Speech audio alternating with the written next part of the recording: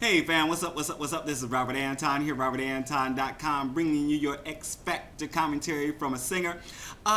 So we are up to, or down to, the final 7, and tonight was Michael Jackson night, and I was so excited. For one, it's going to be another double elimination tomorrow night, and so Steve entered, he came in to bad, and he had a bunch of dances were going on before he came on, and then as he came onto the stage, and then the judges came in to jam. So they had the Michael Jackson little promotional role or whatever going on, and they mentioned that Cirque du Soleil is traveling right now with the touring show about Michael Jackson. And then they introduced Marlon, Tito, and Jackie. They all came out on stage, and I was like, oh my God, this is great. You know, they're kind of strange and everything, but you know, it was good to see them. They are like, I'm sorry, the Jacksons, for all of us, and you can see it all night long, are like entertainment royalty. So it was good to see them there. And then they pointed out that the mom, Kathryn, was in the audience. But not only that, his 3 kids were there. I think it's Prince, Paris, and Blanket were all there for the performances. This was just an amazing opportunity, I think, for the performers. I'm pretty sure that they all got to meet them after the show. But just to be able to perform for them, you know, and have that excitement and that energy of the night going on. This is one of the great things, I think, about American Idol, X Factor, The Voice, that you can have this kind of things with really big talent, really big names in the house that you have to represent for. So I really enjoyed that portion of the beginning of the show. First up to perform was Krajcik, and he did Dirty Diana.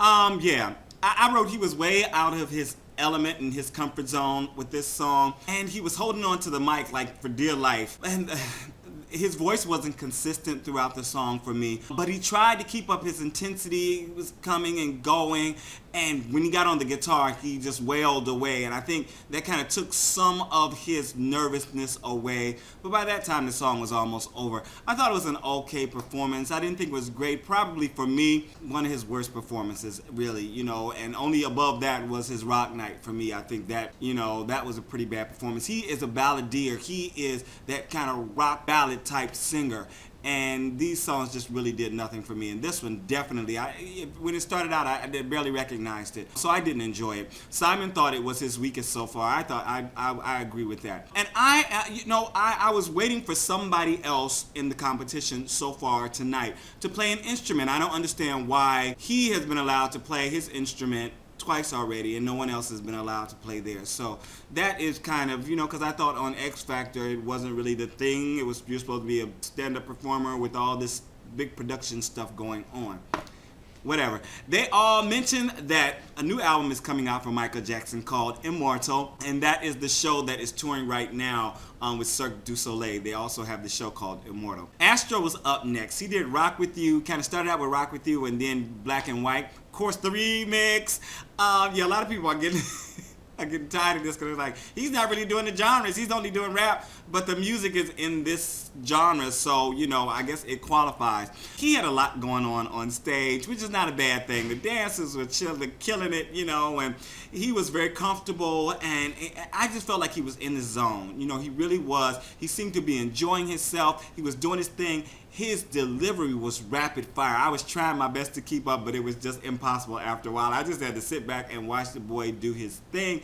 He was really on point this evening for me. So they gave Miss Kathryn Jackson the mic, and she said she does not miss an episode of X Factor. And I believe her, because she was sitting there enjoying herself. The kids, you know, they weren't that interested most of the time. You know, I think they were just trying to be the nice. And the youngest one, she was just like, can we get this over with? You know, I got dolls to play with us.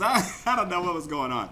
Next up, Ryniewicz did Billie Jean. I keep trying to sing these songs. These songs are great, okay? This is exactly, I wrote, and I want to read this to you guys. This is exactly what I'd expect from her, which is kind of a double-edged sword. On the one hand, it was touching, and she sounded so good. On the other hand, it's the same thing every single week. It's the same way. It's the same kind of tempo. It's the same blah, blah, blah, blah, blah. Kind of beating a dead horse. But it's something that works for her. And I understand what Simon is doing. They say Simon's being safe. Well, you know, $5 million was on the line and I was performing. I would be safe. No doubt about it. I would be as safe as I could be, do what I do, and not worry about taking any risk, and I don't blame them for that. And at the end, the audience was absolutely going crazy for a while. Rachel Crow was up next, and she did Can You? I can't be singing on this, okay? So I didn't feel much connection or purpose in this performance. She had some tough moments in it, coming away from the mic, some parts being too low. I felt like Simon could have picked a better song, or if she picked a song, that she could have picked a better song. I just didn't feel it, and I didn't feel that it represented her as a performer or her voice. And as I was typing this, the judges started saying the same thing, because I try to get in my little 2 cents before the judges say anything, right in that time where people are starting to clap. And it just wasn't working for me. And I hope that she's not in trouble, but she might be in trouble this week. So Marcus Canty was next. He did P.Y.T. Pretty young thing. Yeah, I want to sing because this is Michael Jackson, you know what I'm saying? I want to sing on here, but YouTube won't allow me. So you talk to them, okay? I felt like he had a lot of energy and hotness in this performance. He had a lot going on too, you know, which is good. I like the X Factor about that. They're trying to put on these big performances, put these entertainers who would not get that chance to be, you know, given all these production values. And that is a wonderful thing. I love the intensity of the performances. And I didn't think his vocal was that strong. It wasn't perfect, but it was good. And overall, it was a very good performance. Renee did I'll Be There. I thought it was a nice song for choice for him, actually. It had a nice sentiment. I felt like it was something that he could connect to. But the vocals, they just weren't up to the level of the song or up to any of the other performers. He is still here. And, you know, I look on Twitter and people are tweeting and they're talking about it. And it's like, why is he still here? Partially is his story, you know, that he has come up and all this good stuff. But it just the vocal is not there. It's just not there. And I'll be surprised if he's not in the bottom 2 this week.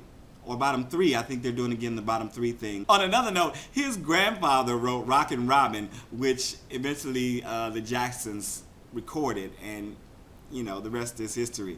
So that was very interesting to see in some of their background notes. And you can actually look up his Wikipedia page. They had it going around on Twitter for a little while.